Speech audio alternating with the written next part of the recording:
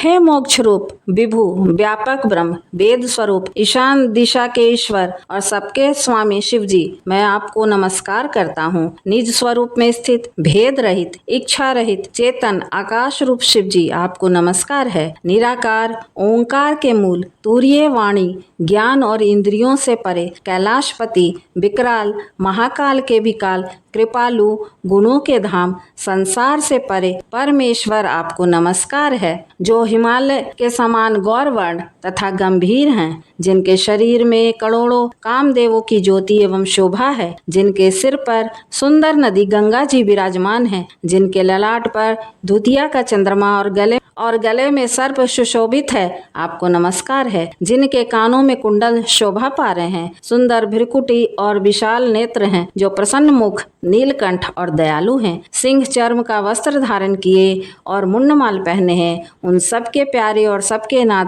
श्री शंकर जी, आपको नमस्कार है। प्रचंड श्रेष्ठ तेजस्वी परमेश्वर अखंड अजन्मा करोड़ों सूर्य के समान प्रकाश वाले तीनों प्रकार के शूलों का निर्मूल करने वाले हाथों में त्रिशूल धारण किए भाव के द्वारा प्राप्त होने वाले भवानी के पति श्री शंकर जी, आपको नमस्कार है। कलाओं से परे कल्याण स्वरूप प्रलय करने वाले सज्जनों के सदा आनंद देने वाले त्रिपुरासुर के शत्रु सच्चिदानंद घन मोह को हरने वाले मन को मथ डालने वाले, हे प्रभु प्रसन्न होइए प्रसन्न होइए। जब तक मनुष्य श्री पार्वती जी के पति के चरण कमलों को नहीं भजते, तब तक उन्हें न तो इस लोक में ना ही परलोक में सुख शांति मिलती है और उनके कष्टों का भी नाश नहीं होता है।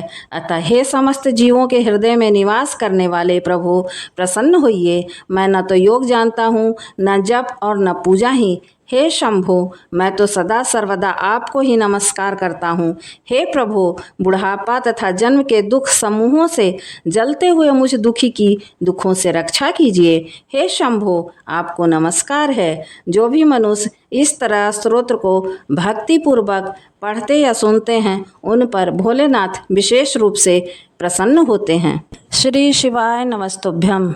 आप सबका अपने चैनल संस्कारी मार्ग पर बहुत बहुत स्वागत है। आप सभी को सोम प्रदोष व्रत की हार्दिक शुभकामनाएं। चलिए शुरू करते हैं सोम प्रदोष व्रत की कथा। प्रदोष व्रत भगवान शिव को समर्पित है। ऐसा माना जाता है कि प्रदोष व्रत करने से जीवन की हर परेशानी खत्म हो जाती है और मनचाही मनोकामना पूरी होती है। प्रदोष व्रत में भगवान शिव और माता पार्वती की विशेष पूजा की जाती है। पुराणों के अनुसार इस समय भगवान शिव कैलाश पर्वत पर नृत्य करते हैं और सभी देवी देवता उनकी आराधना में लीन रहते हैं। धार्मिक मान्यताओं के अनुसार जो व्यक्ति इस व्रत को सच्चे मन से करता है, उसकी सभी इच्छाएं पूरी होती हैं। खासकर सोम प्रदोष व्रत करने से मानसिक शांति, सुख, समृद्धि और स्वास्थ्य में लाभ मिलता है। साथ ही कुंडली के दोष और ग्रहों के बुरे प्रभाव भी दूर होते हैं। प्रदोष काल का समय सूर्यास्त से 45 मिनट पहले और 45 मिनट बाद का होता है। कृपया कथा को पूरा अवश्य सुन लीजिएगा। सोम प्रदोष व्रत की कथा। श्री सूत जी बोले कि हे ऋषियों, अब मैं सोम त्रयोदशी व्रत का महात्म वर्णन करता हूँ। इस व्रत के करने से शिव पार्वती प्रसन्न होते हैं।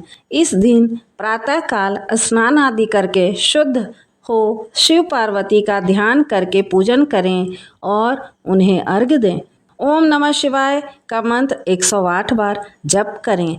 फिर शिव पार्वती की स्तुति करें। हे प्रभु, मैं इस दुख सागर में गोते खाता हुआ, ऋण के भार से दबा हुआ, ग्रह दशा से ग्रसित हूँ।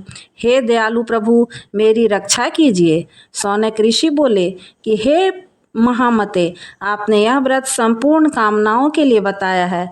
अब कृपा करके यह बताने का कष्ट करें कि यह व्रत किसने किया था, वह क्या फल उन्हें प्राप्त हुआ। श्री सूत जी बोले, एक बार एक नगरी में एक ब्राह्मणी रहा करती थी। उसके पति का स्वर्गवास हो गया था। अब उसका सहारा उसका इकलौता पुत्र ही था, जिसके साथ वह सुबह सुबह ही भिक्षा मांगने के लिए निकल पड़ती थी। इस तरह दिन भर भिक्षा में मिले हुए अन्न से ही वह अपना और अपने पुत्र का पेट पालती थी। एक दिन घर वापस आते समय ब्राह्मणी को एक बालक घायल अवस्था में मिला। ब्राह्मणी को उस पर दया आ गई और उसे वह अपने घर ले आई। वह लड़का विदर्भ देश का राजकुमार था। शत्रु सैनिकों ने उसके राज्य पर आक्रमण कर लिया था और उसके पिता को बंदी बना लिया था।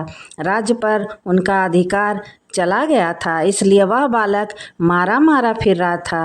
राजकुमार अब ब्राह्मणी के और उसके पुत्र के साथ उनके घर में ही रहने लगा और उसके पुत्र की तरह ही पलने और बढ़ने लगा। एक दिन ब्राह्मणी अपने पुत्र के साथ राजकुमार को लेकर भिक्षा मांगने के लिए गई हुई थी।